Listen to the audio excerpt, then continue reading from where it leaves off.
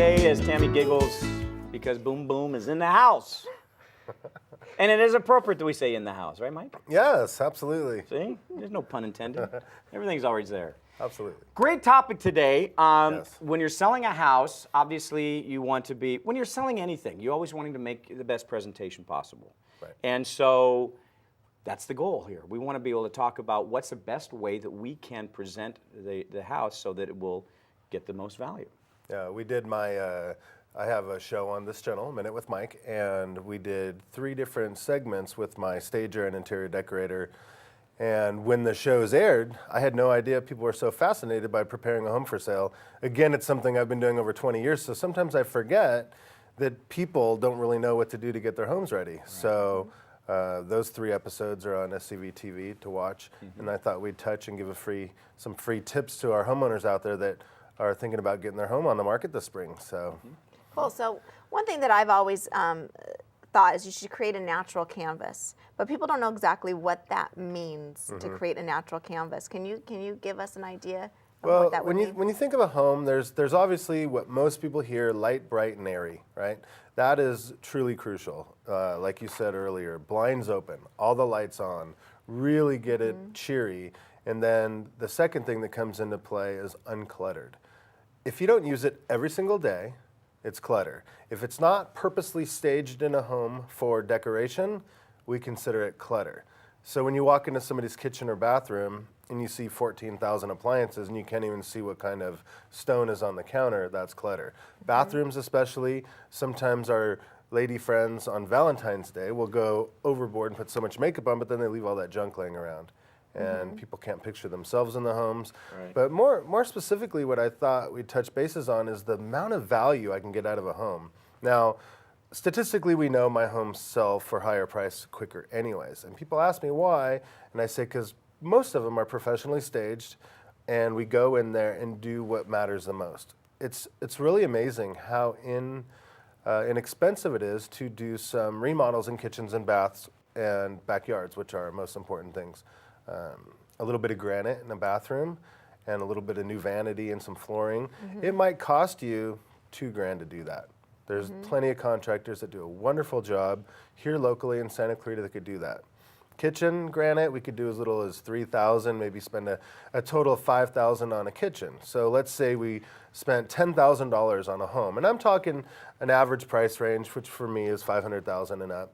And I can get 10 to 15% more on average for those simple upgrades.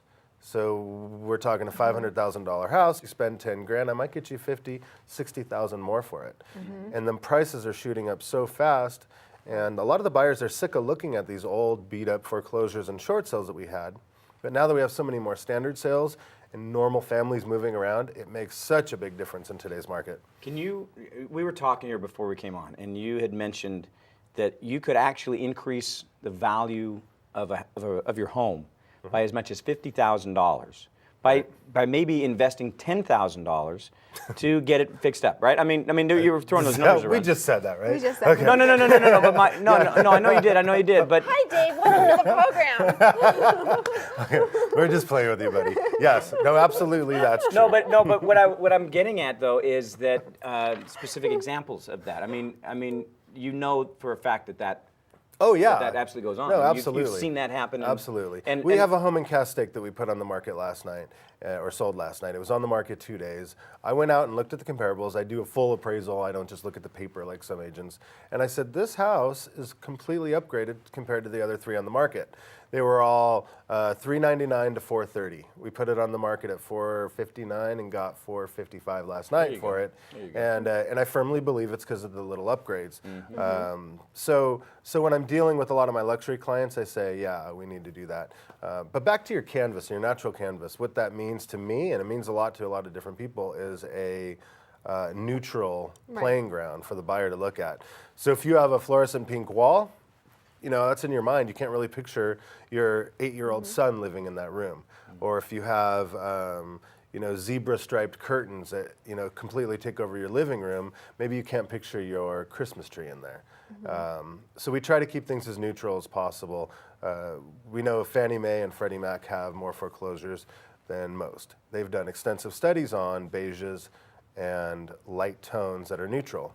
And of course, Fannie Mae knows better than anybody. They sell their homes for a lot more than most because of these simple remodeling or upgrades or whatever you want to call them to make the home more valuable. Paint and carpet, like you asked before, is the very first thing. Now, are you better off to put the new carpet in before or Yes. to offer a carpet allowance? Because Yeah. you'll see that a lot at carpet allowance on a listing is that definitely put the carpet before. Yeah, because most people are visual and they need to see that. They need to see a neutral home.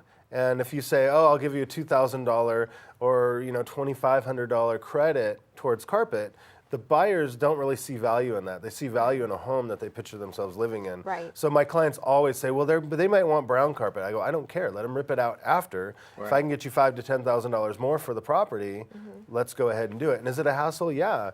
But I don't care. I don't mind having a pocket listing for a week or two while we spruce it up.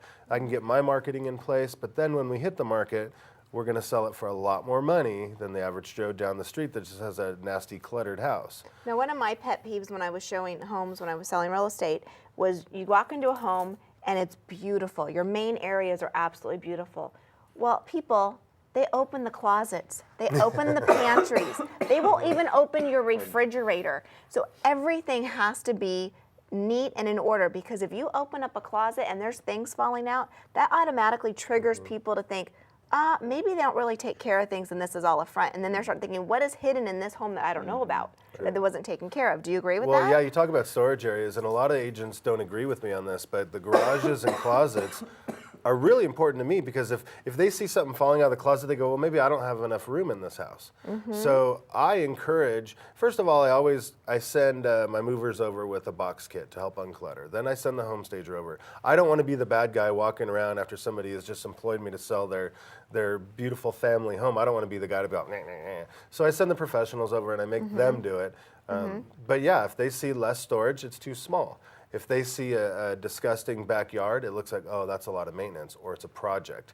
Anytime somebody goes, oh, it's a nice house, but I'll have to put work, time, money that creates pain, especially for Santa Clarita people. Most people are 2 jobs, and they're on the go, baseball, soccer, all those things. And they go, well, I just don't have time. And how do I know that? From selling thousands of homes. I've listened to my clients to say, that home is cool, I can see it's got potential. However, it needs this. And I want to take it needs this out. I want homes to be turnkey, and I want it for the owners, because they're the ones that are going to pocket a lot more money because of it. Okay, one question before we have to go. Vacant or furnished? It's a humongous, controversial thing.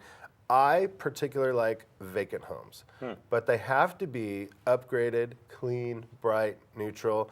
A buyer, or even a tenant for that matter, we do a lot of rental property this way too. We try to get all of them vacant because they could picture themselves moving in. They could picture their furniture. For the wrong home that has a lot of things that it needs, and your eyes go to the negative parts, then I'll say, let's have the stager come in and stage it so people can see what it'll really look like. Take their attention to the better parts of the home, the selling points, and not the negatives. Because if you go in a vacant home and see a disgusting kitchen, a destroyed bathroom, those are the things your mind focuses on, instead of if you see it's nice and homey with a little couch and everything. So it depends on the home, and that's where experience comes into play. I know from the perspective of a potential buyer, going online, looking at different houses, I am shocked at how many houses are, with the pictures, are cluttered, and you immediately cross them off the list. I mean, it mentally, you're just done with that house, with that property. You know what move turns on to me it. off? My biggest turn off? Dishes in the sink. Yeah, that's a big no-no. All that stuff, again, It's amazing. It's amazing. if it's not something out for decoration, it's clutter. That's Yeah. the best way to think of it. And I tell all my staff and all my marketing people when they go to shoot property, if the bedrooms are cluttered, bathrooms are cluttered, do not put those pictures on my website. Right. And then if the client And see, that's another thing complains- that's a red flag, because if you see a beautiful house and the only picture is the outside of the house, to me that's another red flag. Right. Why aren't we, because we can see pictures, we get pictures from the inside of the house. Why are we not seeing pictures from the inside of this house? Well, there's something wrong. Right. So crossed off the list. And I'll tell the photographers to go out and find the selling points that look good. If it's got a view, an extra large yard, a pool, a jacuzzi, remodeled kitchen, but the bedrooms look like, then I make sure all those are the focus points of the tour, and it's enough to get the buyers to go, hey, that's got a lot of potential, I'd like to see the home. Everything we do is to draw them into the home. Well, as always, Mike, wonderful information. We're going to get your videos up on scvtoday.com so anyone can watch them at any time that they need to.